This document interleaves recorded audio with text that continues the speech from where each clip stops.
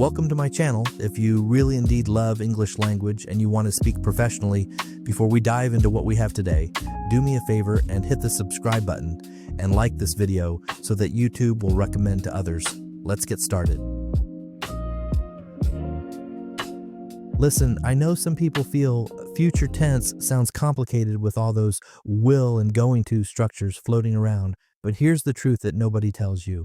Mastering how to discuss the future in English is actually the fastest way to sound natural and confident when speaking. Why? Because we talk about the future constantly. What are you doing tonight? What are your weekend plans? Where will you be in 5 years? Every single day we need future tense. And by the end of this lesson, you'll know exactly when to use will, when to use going to, when to use present continuous for future, and the secret patterns that native speakers use naturally without even thinking about it.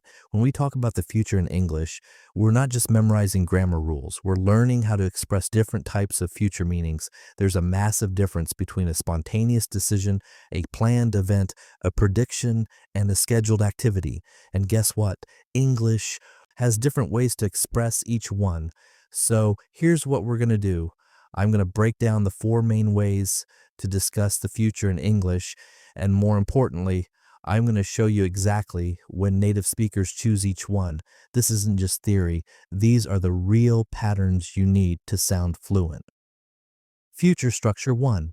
Will for spontaneous decisions and predictions. Let's start with will because this is probably the first future form you ever learned.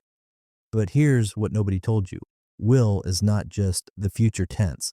It has very specific uses, and when you understand these uses, your English immediately sounds more natural. Use will when you make a decision at the moment of speaking. Imagine you're sitting with your friend and your phone rings. Your friend asks, "Are you going to answer that?" And you respond, "Yes, I'll answer it." Notice what happened there? The decision to answer wasn't planned. You decided right at that moment. That's when we use will. The structure is simple. Will plus the base form of the verb, I will go, she will arrive, they will understand. In negative sentences, we use won't, which is the contraction of will not. I won't forget. He won't be late. We won't cancel. But here's where it gets interesting. We also use will for predictions about the future, especially when we're guessing or expressing what we think will happen.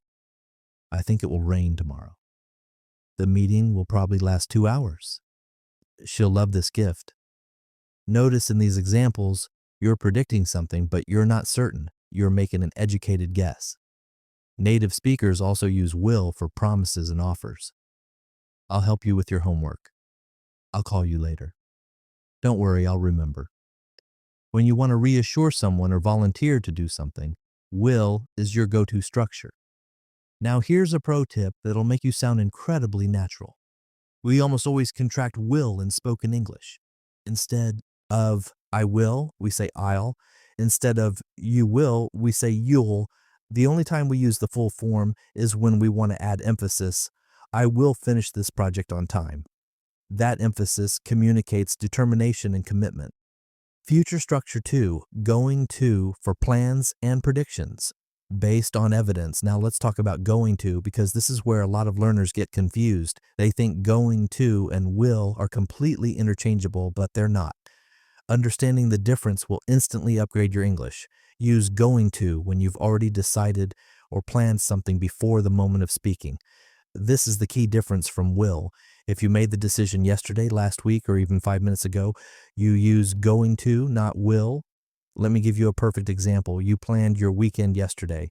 Your friend asks on Monday morning, "What did you do this weekend?" You respond, "I was going to visit the museum, but it was closed." Notice how going to shows that this was a pre-existing plan, not a spontaneous decision. Here's how to use it in the present. I'm going to study English tonight. This means you already decided this. Maybe you decided an hour ago, maybe this morning. But the decision is already made. Compare this with I'll study English tonight, which sounds like you just decided right now as you're speaking. The structure is subject plus be plus going to plus base verb. I am going to travel. She is going to start. They are going to improve. In spoken English, we often pronounce going to as gonna, but be careful. We only write gonna in very informal contexts like text messages. When dishes in any formal writing, always write going to. But here's the second crucial use of going to that'll make you sound fluent.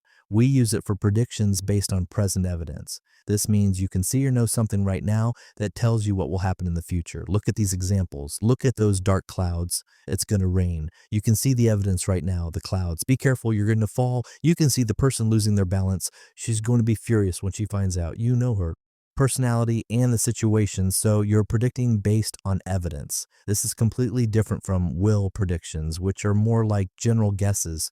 I think it will rain this week versus look at those clouds, it's going to rain any minute. Feel the difference. The first is a guess, the second is based on what you can see right now. Future structure 3, present. Continuous for fixed arrangements. We can use present continuous to talk about the future. Yes, you read that correctly. The same structure you use for I am eating right now can also express future meaning, but there's a specific rule. We use present continuous for future when we're talking about fixed arrangements, especially with other people. These are plans that are so definite, they're almost like facts in your calendar. Check out these examples. I'm meeting Sarah at 7 o'clock. We're flying to Tokyo next month. The company is launching the new product in September. What are you doing tomorrow evening? Notice something important. All of these examples involve arrangements with specific details. There's a time, there's often another person involved, and these plans are confirmed and organized. You wouldn't use present continuous to say, I'm being successful one day, because that's not a fixed arrangement, but you absolutely would say, I'm graduating in June because that's a definite scheduled event. This is actually one of the most common ways native speakers talk about their near future, especially for social plans. What are you doing tonight? Are you coming to the party? I'm not working tomorrow. These all use present continuous because they're treating future arrangements like they're already real and happening. Here's the structure, subject plus be plus verb with ing. I am starting. She is leaving. They are moving. It's the exact same form as present continuous, but the future meaning comes from context, usually a time expression like tonight, tomorrow, next week, or in July. One more crucial point, we typically use present continuous for the near future, not distant future. Sounds natural to say I'm seeing the doctor tomorrow, but strange to say I'm seeing the doctor in 2027. For distant future, stick with will or going to. Future structure 4, present simple for schedules and timetables. We use this for things like transportation schedules, movie times, class timetables, and official programs. Here are perfect examples. The train leaves at 9:15.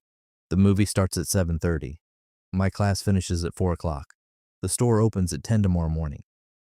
Why do we use present simple here? Because these events are scheduled by organizations or systems, not by you personally.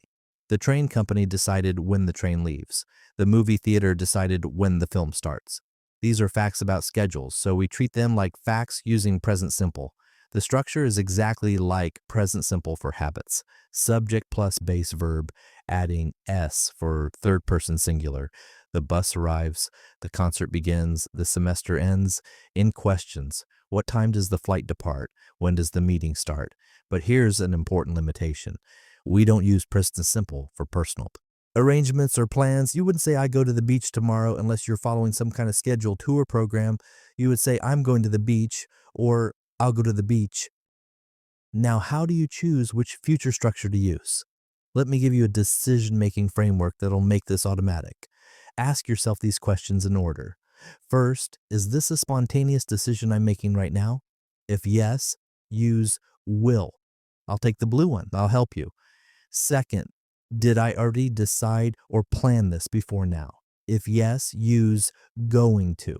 I'm going to buy a new laptop next month. Third, is this a definite arrangement with specific details, especially involving other people? If yes, use present continuous. I'm having lunch with my boss on Thursday. Fourth, is this about an official schedule or timetable? If yes, use present simple. The conference starts at 9. Common mistakes to avoid. Let me highlight the biggest mistakes I see learners make with future tense, because avoiding these will immediately improve your English. Mistake number 1, using will for everything. I hear learners say, I will go to Paris next summer when they should say, I'm going to Paris next summer. because it's already planned. Remember, will is for spontaneous decisions and predictions, not pre-made plans.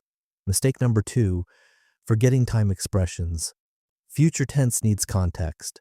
You need words like tomorrow, next week, in 2 years, soon, or later. Without these, your listener gets confused about timing.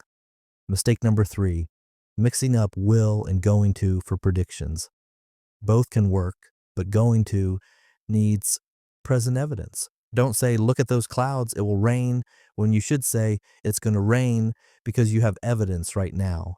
Mistake number 4, using present continuous for distant future. I'm traveling to Mars. Next decade sounds weird. Use I'm going to travel or I'll travel for distant future plans. Mistake number 5, forgetting contractions in spoken English. Native speakers almost never say I will in casual conversation. We say I'll.